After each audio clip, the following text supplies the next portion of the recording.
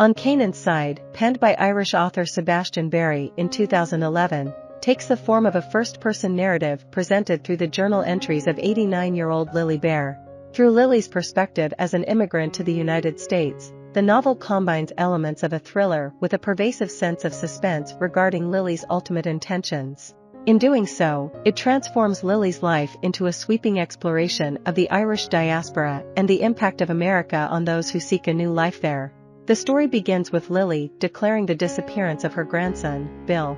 This triggers a flood of memories, starting with the heartbreak she experienced as a young girl when her cherished doll, a gift from her aunt, shattered on the floor. She delves into various recollections, including her father's accounts of her birth, her own experiences as a mother in Cleveland, and her life in Ireland. Despite contemplating her own imminent death, as she believes that deaths occur in threes and she expects hers to be next, she decides to provide an explanation for her actions through a journal. The subsequent chapters of the book unfold as daily entries over a period of 17 days following Bill's funeral. Lilly's neighbor and friend, Mr. Dillinger, who has been leaving flowers for her after Bill's suicide, pays her a visit. Their encounter proves awkward, with Mr. Dillinger unable to offer solace, leading him to depart. This prompts Lilly to reminisce about an earlier occasion when Mr. Dillinger gave her a book, marking the early stages of their friendship. These memories, in turn, trigger reflections on her childhood in Ireland during a time of political turmoil. Her father, employed as a policeman under British rule just before World War I, grappled with the looming rebellion and the hostility of the Irish Republican Army toward anyone perceived as collaborating with the British. Through Lilly Bere's personal account, On Canaan's Side weaves a tapestry of emotions, history, and the complexities of identity as it explores the Irish immigrant experience and the interplay between personal narratives and larger historical forces. He is appointed as chief superintendent, and the Bere family relocates to Dublin Castle, which Lilly finds to be an impressive residence.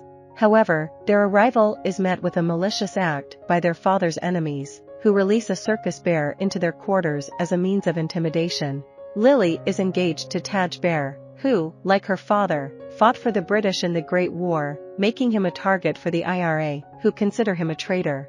Taj becomes a member of the notorious Black and Tans, a special police force established to suppress the Irish rebellion. During an ambush, Taj and other members of the Black and Tans are attacked, resulting in the death of several Irish rebels. Taj soon becomes a wanted man, and he and Lilly are forced to flee to America. Arriving in New York, they eventually settle in Chicago, which Lilly regards as a promising new beginning, akin to a new Canaan. However, tragedy strikes when Taj is shot and killed while standing beside Lilly during a visit to an art gallery. Faced with danger once again, Lilly is compelled to go on the run. With no money and desperate, she finds herself begging on the streets of Cleveland. Exhausted and in dire straits, Lilly collapses outside the residence of Cadis Blake, a compassionate African-American man, who brings her inside and contacts his daughter, Cassie. Cassie, who works for the kind-hearted Mrs. Wallahan, secures a job for Lilly in their household. Under Mrs. Wallahan's care, Lilly finds stability and a measure of happiness. She develops a close friendship with Cassie and forms a bond with Joe Kinderman, a policeman who pursues a romantic relationship with her. Lilly is captivated by Joe's confident American demeanor. They marry, and Lilly becomes pregnant with their child. However, Joe intentionally abandons her, leaving Lilly to face the challenges of single motherhood. She gives birth to her son, Ed, in a Cleveland hospital, relying on the support and protection of her dear friend, Mrs. Wallahan. Eventually, the Wallahan family moves to Washington, D.C., leaving Lilly to navigate life on her own once more. In Long Island, where Lilly resides with the Wallahan family, she directly witnesses some of the events unfolding during the civil rights movement, drawing insight from Cassie's experiences and forming her own impressions of figures like Martin Luther King, Jr.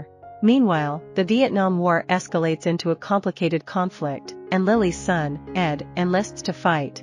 Reflecting on her brother Willie's involvement in World War I, Lilly understands the toll that war takes on individuals and families. When Ed returns from the war, he is deeply scarred and emotionally distant from his mother. He becomes a father to a son named Bill, but is unable to fulfill his parental responsibilities, leaving the task of raising Bill to Lilly. Despite the challenges, Lilly wholeheartedly dedicates herself to caring for her grandson.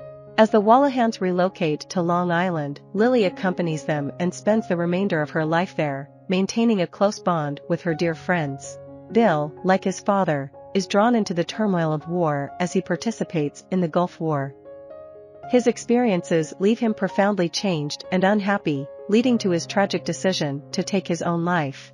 Lilly reflects on the devastating impact of war, contemplating the various conflicts she has witnessed throughout her life: the Irish War of Independence, World War I, World War II, the Vietnam War, and the Gulf War, and how they have inflicted immense destruction upon her personal journey. In a moment of introspection, Lilly contemplates the pills she has acquired as a means of ending her own life. However, the book concludes without definitively revealing whether Lilly chooses to consume them or not. I hope you enjoyed this video. Leave a like if you did, and be sure to subscribe. Thank you.